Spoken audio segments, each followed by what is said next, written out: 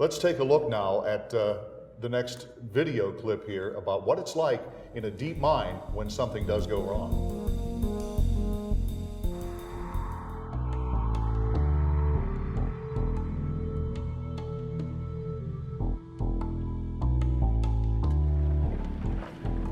The miners have now tried to make an evacuation out of the mine, and finding that all exits to the mine were blocked by the running cave and the fire that ensued. They are now seeking a refuse alternative. In this case, they had to actually go in by to find a doorway to get through, to get back out into the primary escape way.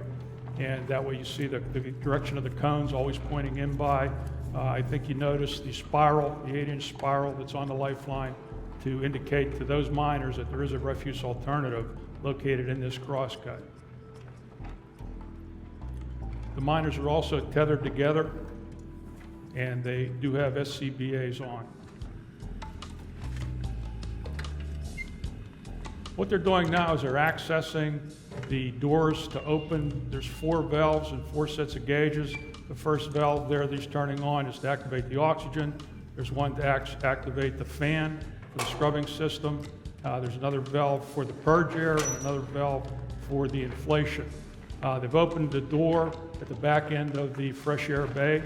They will now pull out the tent assembly. Can actually be done by one guy, but in this case they had 2 or 3 people helping. And as the tent inflates, once it's fully inflated, no sooner, they'll enter through the airlock system. Now again, the only lights the miners have are on their caps, right? At this point, the only lights they have is on their cap lamps. Now they've actually crawled inside the refuse alternative. You'll notice at this point, they're not wearing their caps. What we train our people to do is anything that might cut the tent material, they take off. They do take their cap lamps in with them. There are flashlights also available inside the fresh air bay. What they're actually doing here now is they're pulling out the scrubber system. When you're inside an enclosed area, as you inhale and exhale the air that's within that system, you're going to create carbon dioxide. And this system here is made or developed to take the carbon dioxide out of the air so that the air within there is breathable air. Those are lithium hydroxide cartridges that they're placing on that unit. And the fan in that system is operated by oxygen. How long can miners survive in that tent with that air cleaner that they're putting together? Jim, that's dependent on the number of miners that would be in there. This particular unit is one of our out-by units. That's a 10-man for 96 hours. So if you had less miners in that, it could be longer. Larry, I have a question for you. What other types of implements like that are available to go inside of a mine? Does mine size or different types of mining tend to dictate what type of safety devices you can employ? It does. I will let Jeff Kravitz give more detail on that. Yeah, well, you've got units that are, the in-place units are typically found in mine heights that are stand-up size. So you have people that can actually get into them, large airlock doors behind them and close them, and there's typically large areas for that. For some of the smaller mine heights that you have the blow-up structures like Jim just described with the smaller seams seem to be applicable to them, where the miners crawl into them, and it would be very useful from that perspective. Okay, we've addressed the fact that they can seek refuge from bad air, from a roof collapse, a life-sustaining cavity within the mine. What about basically some of the survivable creature comforts of home? You need to, if you're going to be in there for hours, food. What about restroom facilities, things of that nature? Yeah, all those are required by our regulations. Food, water, sanitation facilities, lighting capability. Any electrical components have to be intrinsically safe or permissible. So you have communications devices. You have to have 2 forms of communications for every refuge alternative. So you have a backup plan for the communications. So it's very important to stay in communications with the people topside.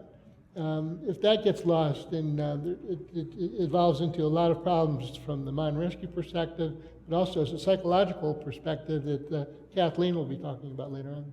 What type of communications? You said two, radio, underground? Well, you have several different types that are available. Radio are very popular nowadays. The standard mine communication systems are pager phones. It's a twisted pair two-line communication system that's very reliable, in which you could hook right into the chamber. You could have your pager phone inside the chamber.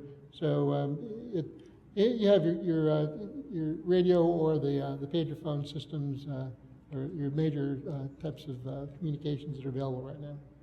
I'd like to ask Larry to reiterate some of these things too. Worst case scenario, now I don't want to be negative here, but if you can survive a roof collapse or some type of disaster, I guess the worst case scenario is a mine fire or methane. What type of safety issues can we do to address that? Well, those safety issues are preventative in nature primarily. That's what we try to do day in and day out, shift by shift, is to inspect everything, examine everything, and make absolutely sure that we're in full compliance with all the mining regulations. First of all, everybody's doing their job very thoroughly. So the key is prevention, and then if something does happen like this, then of course we have escape first, escape again, try to escape again, and then eventually we fall back to our last alternative. Very good. Okay, Jeff, we know that the miners are alive underground. They're doing everything they can to get into their rescue sanctuary. What are you doing on the surface to prepare to rescue these miners? Well, on the surface, the law requires a responsible person who has taken that call on that video to start to activate the emergency response plan that is dedicated to their mine. Mm-hmm. So what he'll do is start going down the list of key company personnel, notifying the state agencies and the federal authorities of the event. And then what's going to happen is they have the determination of if the rescue teams are needed, and in this case they would be, and then a call would go to the rescue teams. The thing that miners have to understand is rescue stations can be up to 1 hour away according to the law. So, and the rescue teams, the majority of them, are based like volunteer fire departments. So they are either at home or they're at another mine working. So what's going to have to happen is the phone calls have to go out, they got to gather, and then the equipment has to arrive at the mine site. So it could be anywhere from an hour, 2 hours, 3 hours by the time the rescue teams can collect themselves at the surface to start the rescue of that certain situation. Once the miners are rescued, Larry, I want to address this question to you. Some miners may have a fear of going back underground. It may affect them profoundly. How do you deal with a worker that's been through a stressful situation? How do you address that after the fact? It's variable. What we've seen is miners who have been involved in or saw someone they were working with who perished can go back to work fairly quickly and cope with it and sort of take it into stride. Mm-hmm. And on the other hand, we've seen those who have really gone through some post-trauma from that stress. And I've even had an uncle that's quit. I see. And there are other people who have quit and decided not to go back to the mine.